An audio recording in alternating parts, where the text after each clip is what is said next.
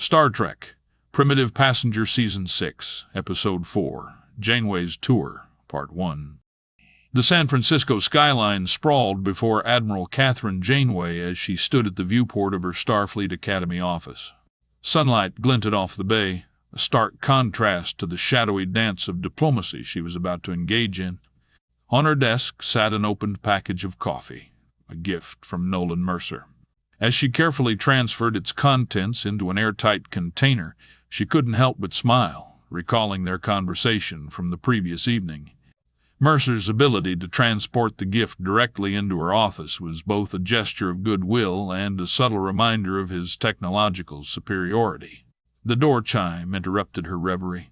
"Come in," she called, her voice steady despite the weight of the impending mission. Admiral Owen Paris entered, his face a canvas of concern and curiosity. He held up a pad, its screen glowing with the details of Janeway's proposal. "Catherine, I've reviewed your plan for meeting with Mercer. Are you certain this is wise? Wouldn't it be more prudent to send a team, just someone to have your back?" Janeway turned to face him, her expression resolute. The lines around her eyes, etched by years of command decisions, deepened slightly. "Owen, we've been at an impasse with Mercer for far too long. This could be our one chance to bring him into the fold." Paris nodded, his own years of experience evident in the gesture. "And to assess his current capabilities, we need to know what we're dealing with." "Exactly," Janeway agreed, gesturing to the chair in front of her desk as she took her seat. "It's a delicate balance between diplomacy and strategy, but I believe it's necessary." She leaned forward, her voice lowering conspiratorially. "I'm sure Mr. Mercer will be doing much the same." As Janeway prepared for her journey, light years away, Nolan Mercer stood on the bridge of the Havoc. The vastness of space stretched before him, a playground for his ambitions and a refuge from those who once sought to cage him. A small smile played on his lips as he contemplated his invitation to Janeway. It was more than mere hospitality. It was a calculated move in a game he'd been playing for decades. "Maybe this time it'll be different," he mused, the weight of a century's worth of mistrust evident in his tone. "Nolan," a melodic voice interrupted his thoughts. Elara, his AI companion of over 3 centuries, approached. Her physical form, a marvel of technology and biological engineering, moved with fluid grace. "Starfleet has approved Admiral Janeway's visit. They're routing her through the USS Titan." Mercer nodded, his eyes twinkling with mischief. "Thanks, Elara." He sat down, fingers drumming a rhythmless beat on the armrest of his chair. "Let's give them a little surprise, shall we?" The next day, as Janeway's shuttle departed Earth's orbit, the familiar shimmer of a transporter beam beside her heralded an unexpected arrival. Nolan Mercer materialized in the seat next to her, his casual demeanor a stark contrast to the charged atmosphere of the shuttle.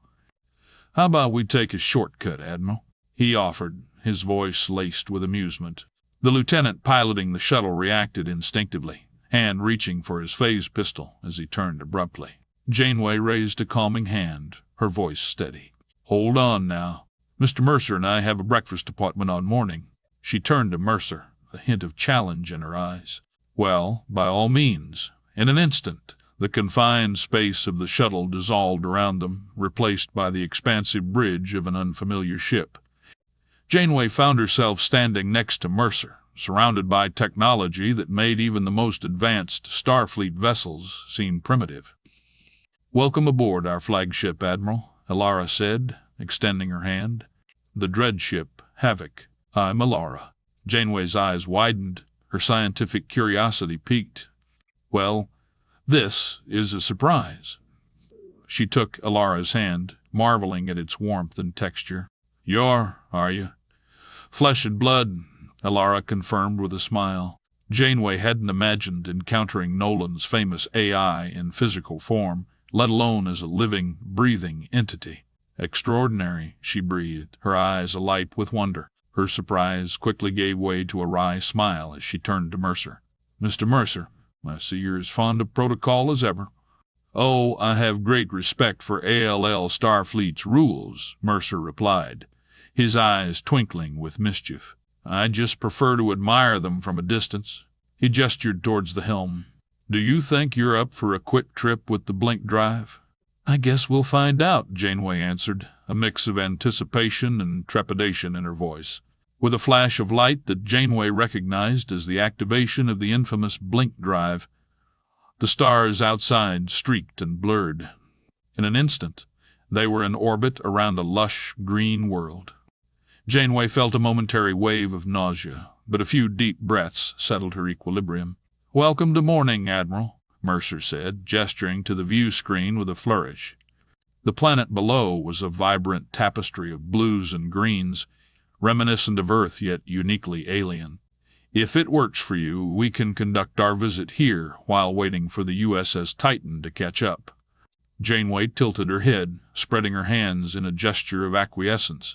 "We're already here, and it's not like I have much of a choice. It'll be 4 days before Titan reaches us." Mercer's expression softened, a hint of genuine hospitality breaking through his usual bravado.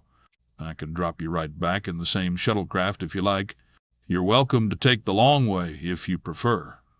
He held up both hands in a universal, "I didn't do anything wrong" gesture. "Or you can contact Starfleet, let them know all is well, and we'll get you planet-side for that breakfast I promised." As they materialized on the surface, Janeway found herself in the midst of a beautiful modern city. Large green spaces punctuated the sleek architecture, and young people bustled about their business all around her. The scene was reminiscent of any Earth city, yet there was an energy, a vitality that set it apart. "Nolan's back." Someone yelled, their voice carrying over the ambient noise of the city. People slowed their pace, turning to gawk at the statuesque admiral in her Starfleet uniform. The air was thick with curiosity and excitement. Mercer gently guided Janeway forward. "We should head inside before we get mobbed, Admiral. The kids can get a little excited with new things." He led her to a quaint cafe. The aroma of fresh coffee and sizzling bacon wafted through the air, a comforting familiarity that seemed right at home in this strange human environment. As they settled into their seats, Janeway took a moment to absorb her surroundings. The cafe buzzed with life, its patrons a mix of animated conversation and curious glances towards the newcomer. She turned her attention back to Mercer, who was watching her with an amused expression. "This is remarkable, Nolan," Janeway said, savoring a bite of perfectly crisped ham. The flavors danced on her tongue, a stark reminder of the authenticity of this place. "You've created quite the paradise here on Morning." Mercer nodded, a hint of pride in his eyes. "It's a beautiful planet," he agreed, his voice softening. "It wasn't easy, but the Neos have thrived here. We've built something really special." He washed down a mouthful of food, his gaze distant for a moment as if recalling the journey that led to this point. "I think you'll love the people even more."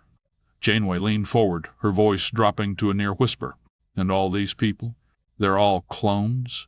"Technically, yes, but not like you're thinking," Mercer replied, matching her tone. "Not one sample to create many. Each is an individual, as different from each other as you and I are." He looked her in the eye, ensuring she understood the gravity of his words. "And you don't have to whisper right, Tanya." He called out to the nearest waitress. The young woman approached their table, a mischievous glint in her eye. "Yes, sir. Right away, sir."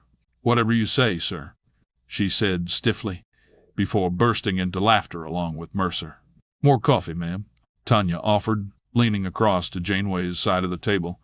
With a conspiratorial wink, she added, "I believe we have the Gem Hadar to thank for our existence." Her tone was light, clearly meant to provoke a reaction from Mercer. Mercer played along, his voice dripping with mock seriousness. "Ahem. As you can see, Admiral, they are all terrified of my authority and only speak in our presence with the utmost deference." Janeway nearly snorted coffee out her nose, caught off guard by the casual banter. It was a far cry from the rigid hierarchy she was accustomed to in Starfleet.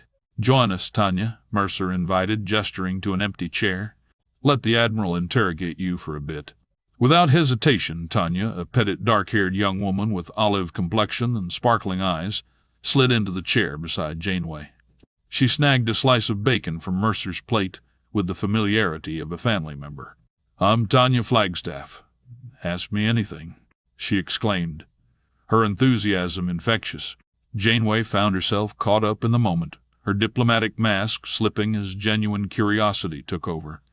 "So, how did you end up serving delicious breakfasts here on morning?" she began, her tone warm and inviting. Tanya's eyes darted upward as she recalled her history. "I served as the nutritionist for all of our mining and ag ops in the Norris sector for 3 years, becoming chief for a year, and then moved to oversight of nutrition for Norris Camp, which covers Norris, Taloni, and the Dutch sectors." She punctuated her explanation by stealing another piece of bacon, taking a hearty bite. Mercer seized the opportunity to interject. "How many people were under your care at Norris Camp?" "Like 34,000. Tanya replied, her casual tone belying the impressive figure.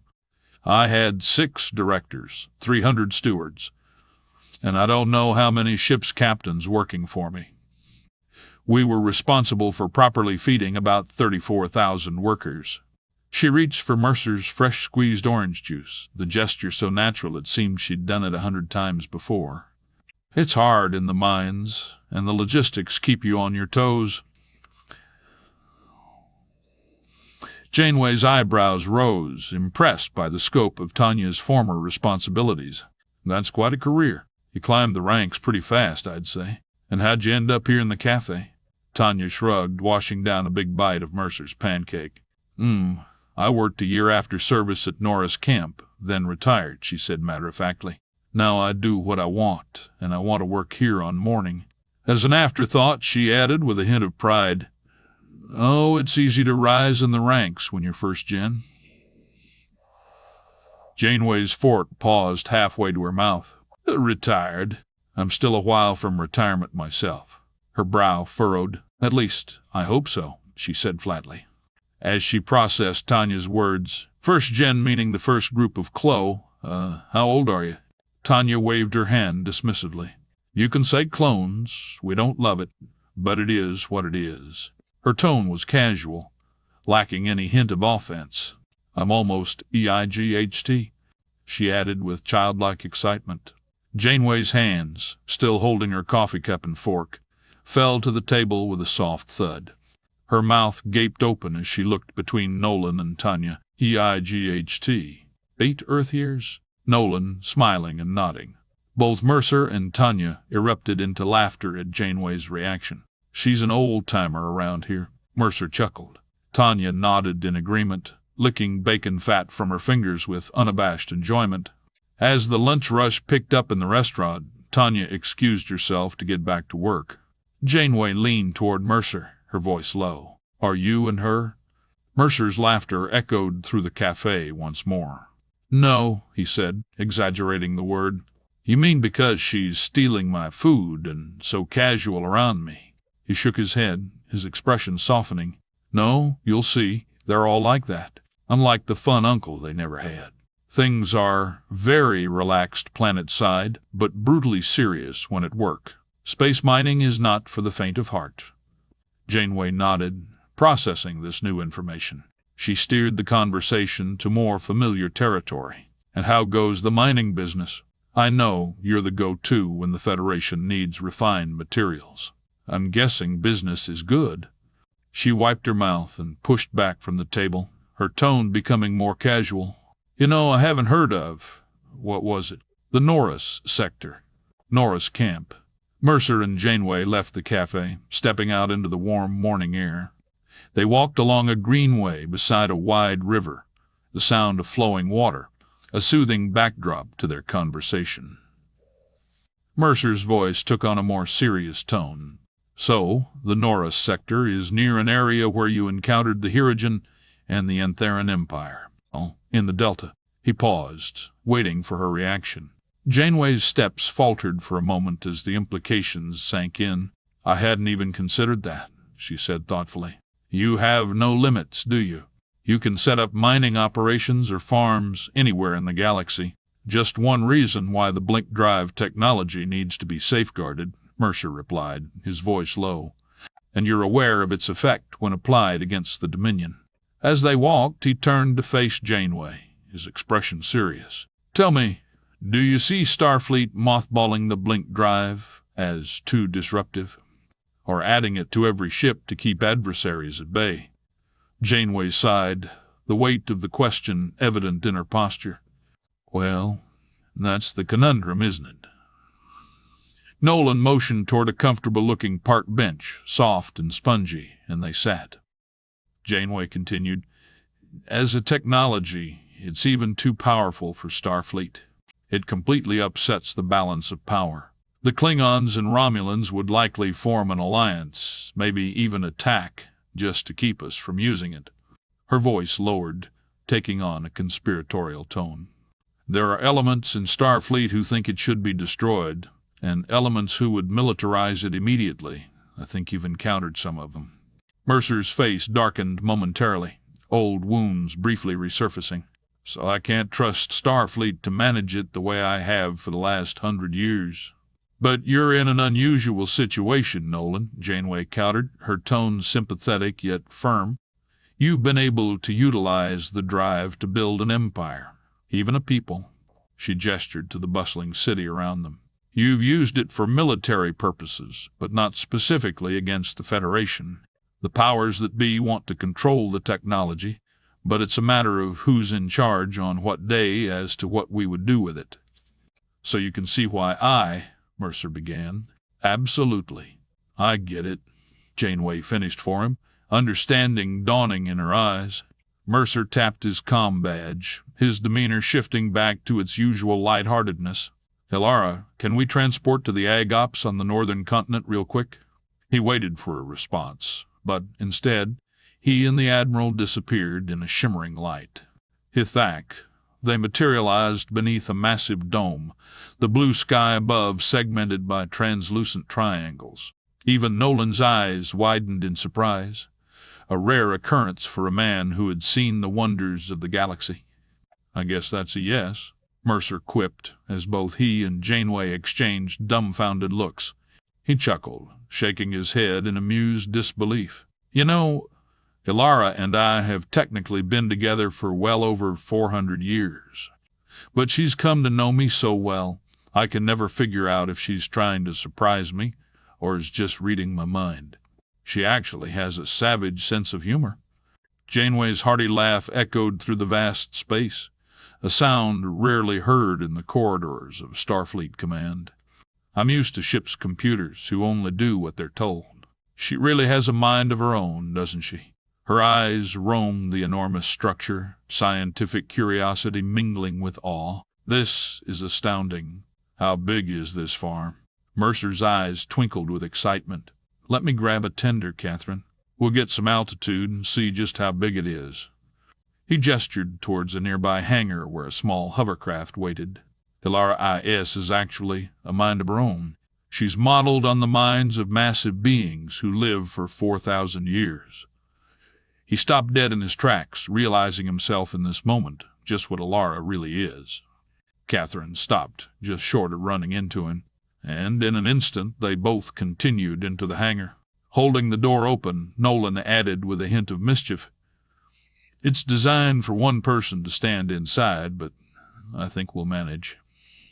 As they squeezed into the cozy confines of the tender, Janeway found herself pressed close to Mercer, an unexpected intimacy that brought a slight flush to her cheeks. The craft lifted off with a gentle hum, carrying them upward into the vast expanse of the dome. Below them, a patchwork of vibrant colors unfolded, fields of various crops stretching as far as the eye could see, interspersed with wide pastures dotted with cattle. The sheer scale of the operation was breathtaking. It's huge, Janeway shouted over the wind noise, her hair whipping around her face as she leaned out to take in the view. They all say that, Mercer replied without thinking, then turned to look at Janeway, both of them erupting into laughter at the unintended innuendo. Sorry, he added, shaking his head. My primitive nature doesn't always allow me to filter so well. Janeway's laughter continued, her usual composed demeanor giving way to genuine mirth. "I guess that's where your people get their open nature and sense of humor," she said, shaking her head in amusement and folding her arms. Mercer guided the little tender out of an upper vent in the dome, the warm air pushing them quickly forward. As they cleared the structure, the true scale of the operation became apparent. Miles and miles of farmland stretched in every direction, dotted with dozens more domes, open pastures, greenhouses, and fields. It was an agricultural empire, hidden from the prying eyes of the Federation. They sat down near the edge of a pasture, next to a modest caretaker's house. As they landed, 2 young men and a young woman emerged from the building, their faces alight with excitement. In the nearby field, hundreds of Black Angus cattle stopped chewing and stared blankly at the newcomers. "Welcome, welcome." The young woman's enthusiasm was palpable as she rushed forward, throwing her arms around a startled Janeway. "I'm hugging Captain Janeway," she squealed, her voice pitched high with excitement. Mercer exchanged an amused handshake with one of the men, both chuckling at the girl's exuberance. "You certainly are." Janeway laughed, her surprise evident but not unwelcome. She'd faced down the Borg with less trepidation than she felt in the face of this unbridled adoration. "To whom do I have the honor?" Before she could finish, the girl squeezed her again, words tumbling out in a rush of admiration. "You've been my hero since I was young. I've read all about your journey through the Delta Quadrant. Did you know that your crew went to some of the same places Nolan did on his journey? I love you." As she moved in for another enthusiastic embrace, Mercer gently took her arm. "I'm so sorry," the girl began, suddenly aware of her overzealous greeting. Mercer's eyes danced with amusement as he turned to Janeway. "I told you they get excited," he reminded her. "Take it easy, Lynn. They're not so touchy-feely over at Starfleet." He made quick introductions. "This is Tim Vega, Mike Austin, and Lynn Potomac." Each of them shook Janeway's hand, their awe barely contained as they exchanged pleasantries. "How old are you, Lynn?" Nolan said with a grin. "I'll be 5.5 in 2.5 weeks." Her eyes rolled around as she checked her math. "Yep. See?" He nudged Janeway with his elbow. "And you've been her hero since she was young." And all 3 of the guys busted out laughing. Janeway held it in for a moment, then joined them. "And who diagnosed the problem with the D-sector root samples that you apes couldn't figure out for a year?" Lynn pointed at Mike and Tim. They both looked at Janeway and immediately admitted, "She's actually smarter than both of us. Both of us put together," Tim added. Seeking to diffuse the awkwardness, Mercer wandered over to the fence line. Yep, yep, he called out. A couple of steers started trotting over, their massive forms belying their gentle nature. "Rap, yep." Mercer reached over the fence, scratching the great beasts on their heads. They jostled for position, each wanting its turn for attention. "They're like big puppies," Mercer explained to Janeway, his voice softer than she'd ever heard it. "They're curious, and they love attention, but just a little." He continued his ministrations, a look of contentment on his face that Janeway had never seen before. "They're marvelous," Janeway replied, cautiously reaching out to scratch one on the head. The texture of its coat and the warmth of its breath against her hand were a far cry from the sterile environment of a starship. Mercer's voice took on a more serious tone. "I probably should have mentioned that you're a bigger celebrity in our circles than I am, and that's not just in reference to comparing our time in the Delta." His eyes met hers, conveying a depth of respect she hadn't anticipated. "Everyone here sees you as an ultimate leader, and they all carry compassion for your losses and your journey." He paused, the memory surfacing. "Remember I said the coffee was from our farmers on Horizon? One of their chief motivators for building a successful coffee plantation was, 'Captain Janeway will love real coffee.' They said that all the time." The moment was interrupted by Mike's booming voice. "I was just getting ready to throw some steaks on," he announced. "Are you guys staying for dinner?" Mercer and Janeway exchanged glances before breaking into laughter. We just finished breakfast an hour ago, Janeway chuckled, the absurdity of the situation not lost on her. Mike's grin widened. We good planet side. Isn't it time to start again? His tone was light, but as he turned to Janeway, his expression softened. He leaned in, perhaps a bit too close, and said in a low voice, I hadn't imagined you'd be so lovely. Janeway, accustomed to diplomatic niceties and even the occasional alien advance, found herself caught off guard by the young man's forwardness. She opened her mouth to respond, but nothing came to mind. Mercer stepped in. All right, Romeo, he said, clapping Mike on the shoulder. It's Mike, the young man replied, looking confused. I think the Admiral's had enough excitement for one day. We should probably be moving on. We only have 4 days, after all. Janeway found herself surprisingly reluctant to leave. The aroma of sizzling steaks wafted from the grill, mingling with the earthy scent of the surrounding fields. The dual suns hung low on the horizon, promising hours more of golden light. She glanced at Mike, who flashed her a warm smile. Do we have to go so soon? Janeway asked, turning to Mercer. It's been a while since I've had a home-cooked meal in such pleasant company. Her eyes sparkled with a hint of mischief. Mercer raised an eyebrow, a smile tugging at the corner of his mouth. Why, Admiral, I didn't realize you were enjoying our little farm quite so much. The Neos gathered around, their faces a mix of excitement and disappointment at the prospect of their guests leaving. Lynn stepped forward. Can't you stay for dinner, Admiral? We'd love to hear more about Starfleet Academy and about Earth. Janeway looked at the eager faces around her, then back at Mercer. What do you say, Nolan?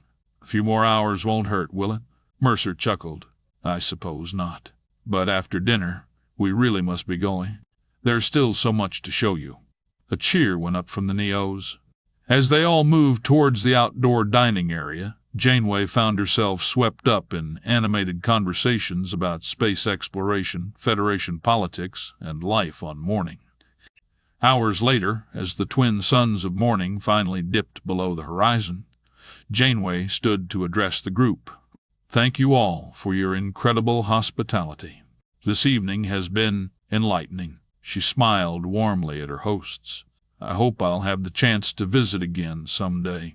There was a chorus of goodbyes and well-wishes as Janeway and Mercer prepared to leave. Mike stepped forward, taking Janeway's hand.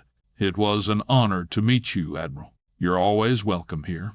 Janeway squeezed his hand, a twinkle in her eye. Thank you, Mike. I'll keep that in mind. As the group waved their final goodbyes, Mercer turned to Janeway.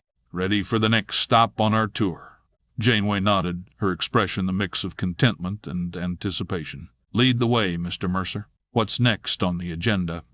Admiral, we're just getting started.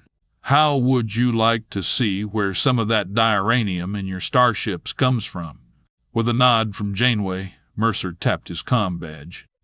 The familiar shimmer of a transporter beam enveloped them, and when it faded, they found themselves standing on the expansive bridge of the Havoc. Elara comfortably in the captain's chair, with one leg draped over the armrest. Admiral on deck, she yelled without moving a muscle. Janeway couldn't help but smile at the AI's casual demeanor. She turned to Mercer, eyebrow raised. Well, Nolan, you certainly know how to make an entrance. Where to now? Would Minor 321 be appropriate? Nolan asked Elara, glancing back at her as he plopped into a comfortable chair just in front of her. Or the moon I just got, motioning to Catherine to sit beside him. Flash, 321 it is, quipped Nolan. I still haven't seen my new moon. Nolan directed at Catherine in a pretend sad voice. He breathed deep. Oh, the rigors of command, he lamented. Where are we now? Catherine asked, noting the strange and colorful nebulas all around. At warp 9.9, we're about 300 years from home. He tapped away at his floating screen. Janeway recognized nothing on it. You've never actually laid eyes upon the dreadship, have you? Elara, I'll be taking the Lost. Would you like to come along? I wouldn't miss it, she said excitedly. The three vanish in shimmering light and reappear on the bridge of the Lost. "Here, let me get the lights," says Nolan, though the interior was already illuminated. He flips some switches on the console. A bright light shines straight out into the darkness and fades in the distance. "Nothing to see," Catherine squints. "Where are we now?" "Wait for it," Nolan, tapping away on a floating screen. A dull glow begins to envelope the Lost, and they both look out of the big view screen looking forward. "What is this?" "Power-saving mode." Nolan looks over to Elara. "In a way, yes. We're using the solid fuels to feed the reactor now, so we can use the you-know-what to power the other thing later when we Dothium. You know," she said jokingly, but not actually naming the components in front of the Admiral. "We're online," motioning forward. Nolan and Janeway turned back to the view screen. The entire open area inside of the Havoc was brightly illuminated. "Take us out." The ship gently moved forward and eased to the left and down, at least according to the grav plating. Elara clearly announced, "The Enconite vessel, Strouch. You are truly in the belly of the beast now, Admiral." Looking out into a vast expanse, she could just make out the shape of a long, wide cylinder. Either end, too far away to see, and the farthest wall also out of sight. As the Lost followed its way up one of the walls, outcroppings could be seen in the distance. "Ships," Catherine whispered. "Those are ships." Now coming clearly into view. Hundreds of ships, large and small, all shapes and sizes. Most are large battle cruisers and generation ships.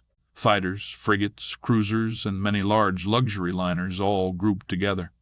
The Lost, eased by the endless lines of ships moored to the inner hull of the Havoc. Each a massive hulk, but a drop in the ocean inside of the Havoc. "Seen enough?" asked Elara. "Take us outside, skim the surface a bit." Flash. Peeling away toward the nearest purple-colored nebula, the view switched to a rear view, like looking down from a rocket just taking off. The Lost flew on and on before the entire Havoc could fit on the view screen. "It's huge," quickly holding up a stern index finger to Nolan. "No wonder your bridge is like an amphitheater. No need to save space. And you're carrying around an armada of alien warships?" "That's just a personal collection. They allow us to travel into different areas with a bit lower profile. And they're fun." Nolan shifted topics. "These ships, the Enconite vessels, are made from the core of a moon. They're superheated between two stars in a binary system, as other materials are added and mixed into a big molten core. Then they literally blow it up like blowing glass. They spin it and pull it to get the shape they want, then push it out into open space to cool for about 100 years. "These are the people who took you?" Janeway asked. Elara interjected. "Yes, the Enconite took Nolan for his mind, after searching billions. And was what so special about Nolan's mind? Why did he stand out of all the billions?" The conversation continued. A series of DNA maps appeared on the view screen. The primary factor was the unusual structure of his internal self. Nolan had the ability to carry large emotional concerns without loss of acuity in other regions. Also, this factor. A section of the DNA map lit up. Is a broken sequence they were looking for.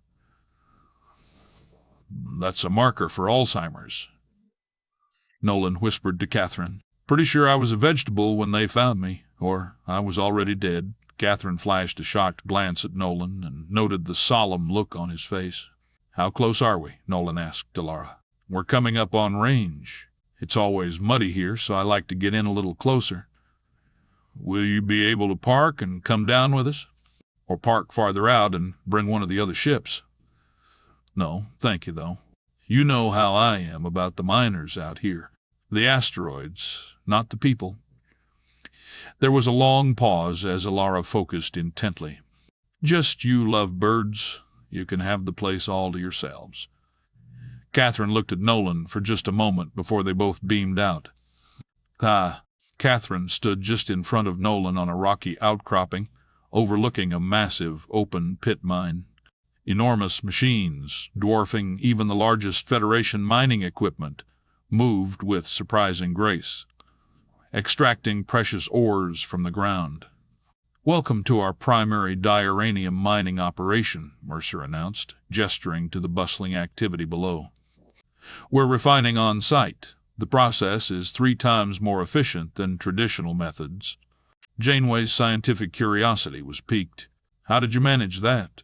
As Mercer launched into an explanation involving quantum extraction techniques and molecular restructuring, Janeway found herself torn between admiration for the technological achievements and concern over the potential implications for the balance of power in the quadrant.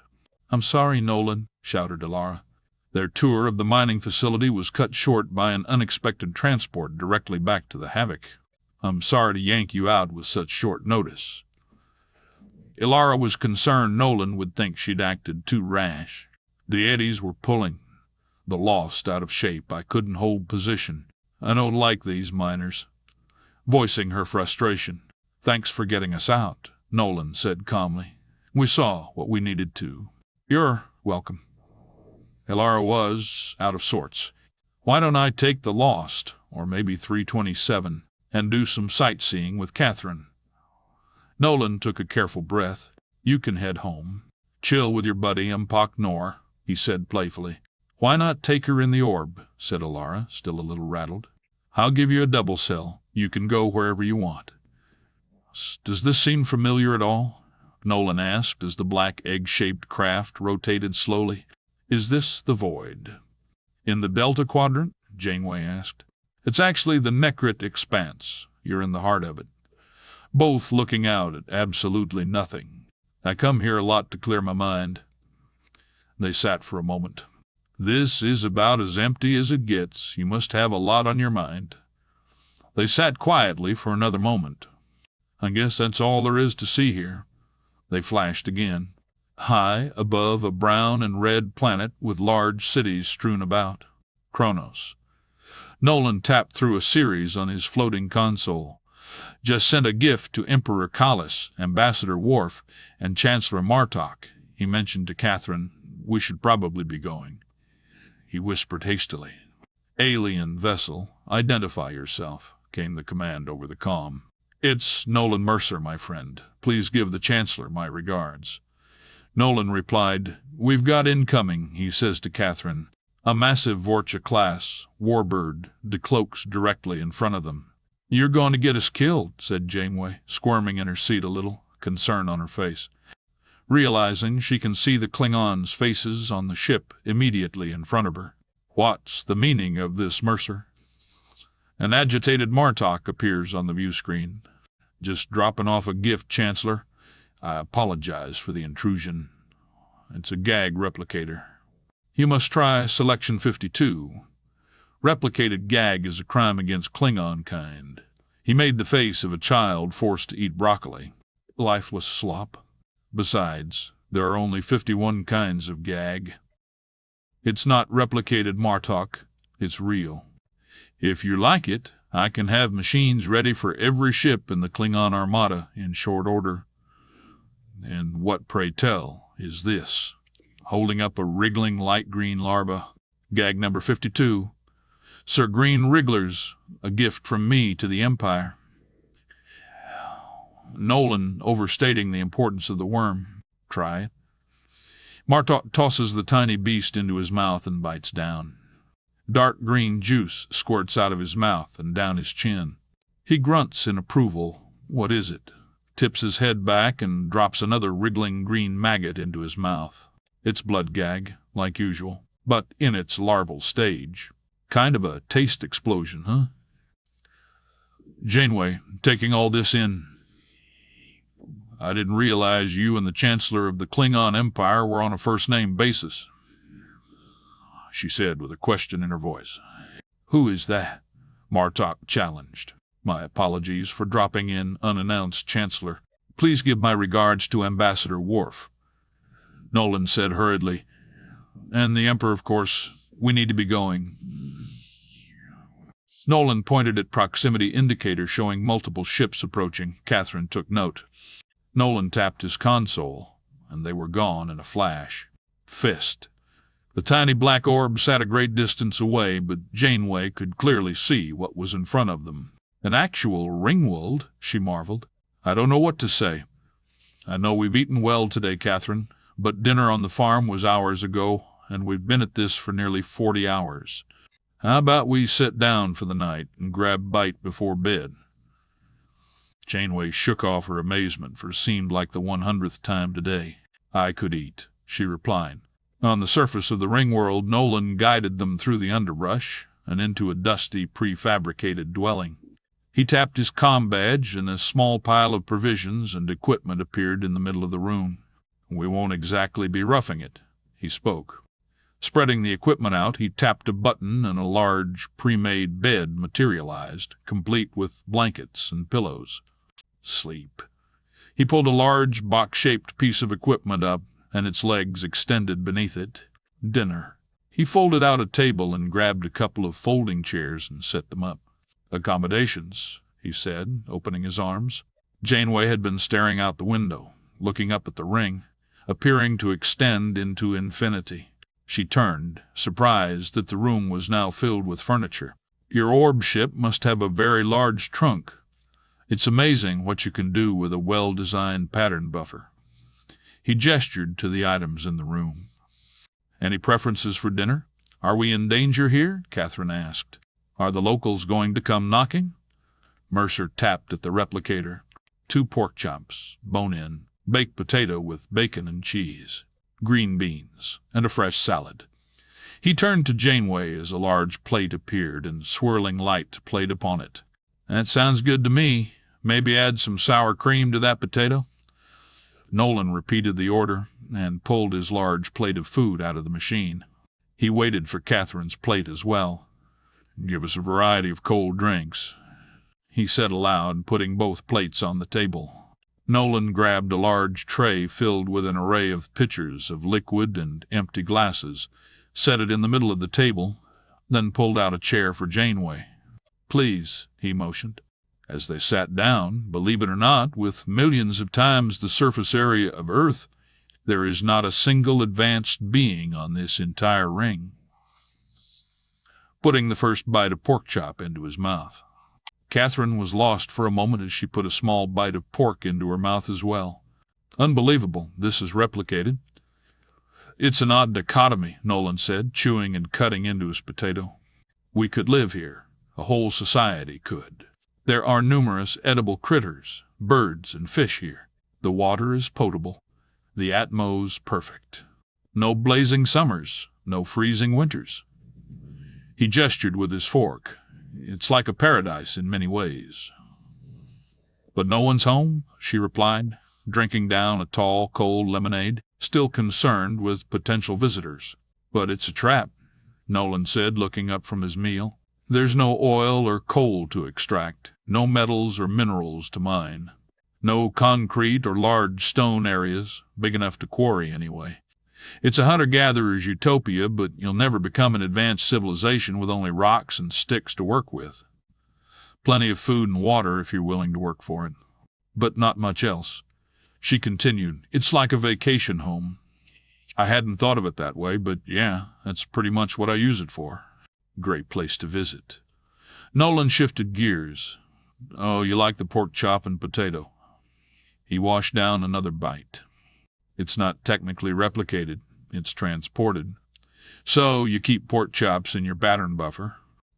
That has to draw a lot of energy. We learn to keep the pattern records of individual items. Then we can transport them over and over again. That's how we can give the Klingons live gag. We beam up one perfect worm, then beam it back down over and over until there's a bowl full. So they're essentially eating clones? As she pushed away from the table. Not at all. They're eating transporter duplicates. More like Will Riker, and Thomas Riker, and Bob Riker, and Eddie Riker, etc. They both laughed out loud. That's how the idea originated, one of the Neos simply asked. If we can duplicate Will Riker, why can't we duplicate that one perfect Black Angus? She had a point. "Night and morning come quickly on the ring," Nolan stated as he lit a couple small sconces on the wall. Catherine again looking out the big window up at the ring. She could see the large panels appearing to float above the ring. As they finished up their meal, Nolan tossed dishes and leftovers into the recycler. He went outside and used a broad beam on his phaser to clear the area in front of the little house, gathered up some wood, and started a nice fire not far from the front door. As if they had known each other for years, Catherine emerged from the front door, sans jacket with both folding chairs. They sat beside the fire. "It's so weird to look up and not see stars," she commented. "Everything here always feels weird.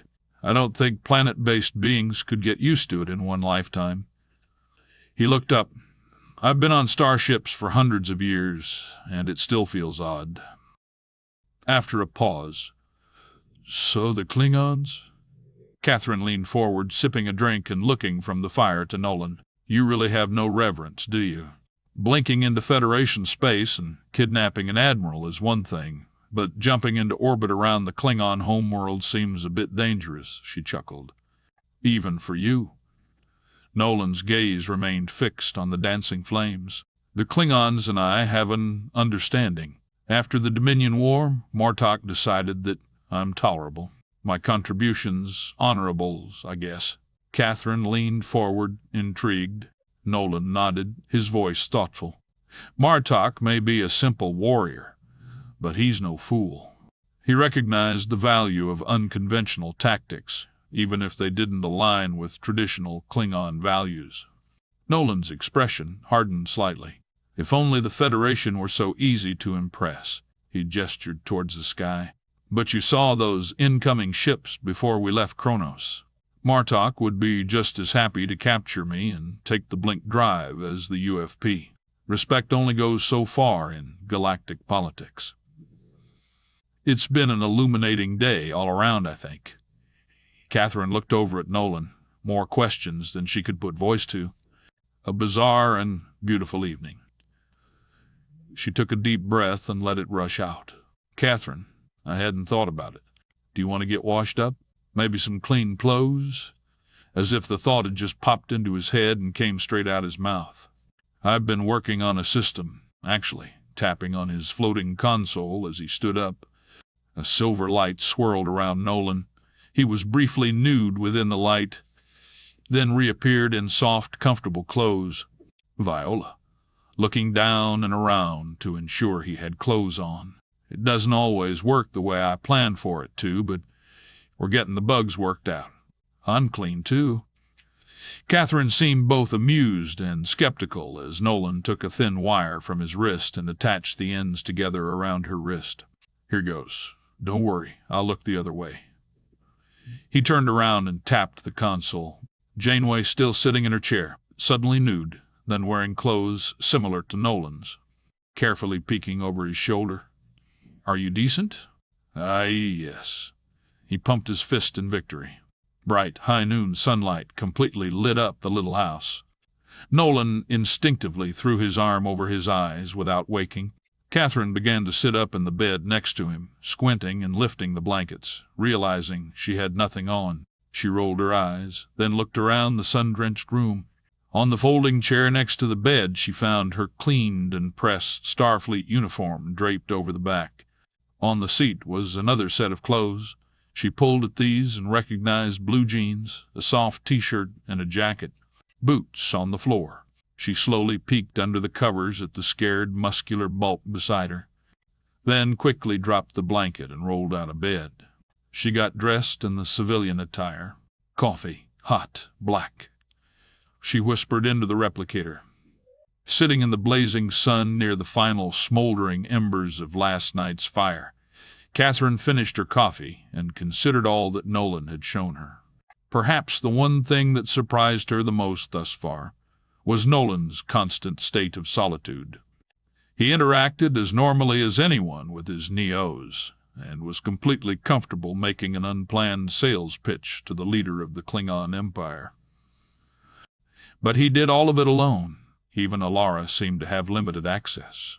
She heard a few electronic chirps and beeps from inside. Nolan was stirring. She glanced back and saw his naked form pass by the door with a cup of coffee, quickly turning away with a slight, embarrassed smile on her face. Nolan stepped out of the front door, pulling on a pair of black tactical pants. "Catherine, I had a number of fun things to visit today, but I've got a bit of a situation." He sat on the doorstep, putting on and lacing up his boots. He stood, shirtless. "I was wondering if you wouldn't mind spending today with an old friend of mine. I know it's last minute."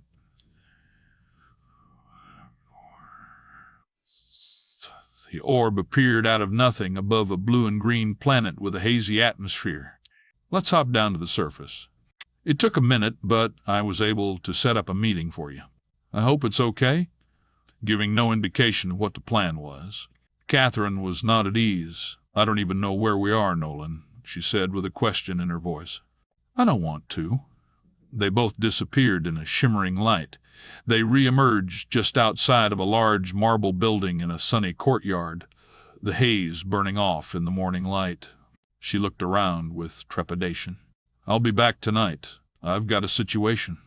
Nolan hurriedly looked around. "Tomorrow morning at the latest, I promise." From behind them, a long-lost voice, as familiar as her own, welcomed to Nelix Admiral Janeway. She whirled around in boots and jeans, and coming from the large building was none other than Ambassador Nelix. Any Elix," she blurted out, her vision immediately blurring with tears. The two rushed toward each other and embraced, both of them laughing and crying at the same time. "Nelix," she said again, staring right at him, yet still in disbelief. The two old friends shared a moment. "Talaxia," she said, looking all around. "How?" As if she'd forgotten how to use full sentences. Nelix, also lost in the moment. "Well, it's a bit of a long story, Capt. Admiral." He caught himself and elongated the enunciation of Admiral. "I'm sorry to interrupt," Nolan said, interrupting. "Catherine, this comm will reach me anywhere in the galaxy." He stuck the comm badge on her chest. "If for some reason I don't return, tap your comm 3 times, and a ship will come for you. It will beam you up automatically. Just say, 'Earth,' and you'll be home in a flash." He took a few steps back. "Nelix, always a pleasure. I'll be back, I promise," he said, looking at Catherine. There was a sound like a loud bark, and a massive burst of air. He was gone. Catherine and Nelix spent the day traveling about Nelix and catching up. He told her of how Nolan had tracked him down on the asteroid colony where Janeway had left him with the last of his kind. Upon learning Nelix's story, Nolan knew he had been the one to introduce the Hyaconians to Metreon technology, and he took responsibility for all that had befallen the Talaxian people. Nolan attacked and drove out the Hyaconians, leaving them without warp capability, living on their home planet. He helped the Talaxian people to gather their lost survivors from across multiple sectors and ultimately bring them home to Talax. Nolan provided tech to help them rebuild and begin to undo the damage that had been done to their once beautiful planet. Their survival shaky and numbers depleted, Nolan had continued his support with supply runs, ships, and technology to keep their people whole. Nolan, on the other hand, had a problem at Minor 1261 that wasn't going away.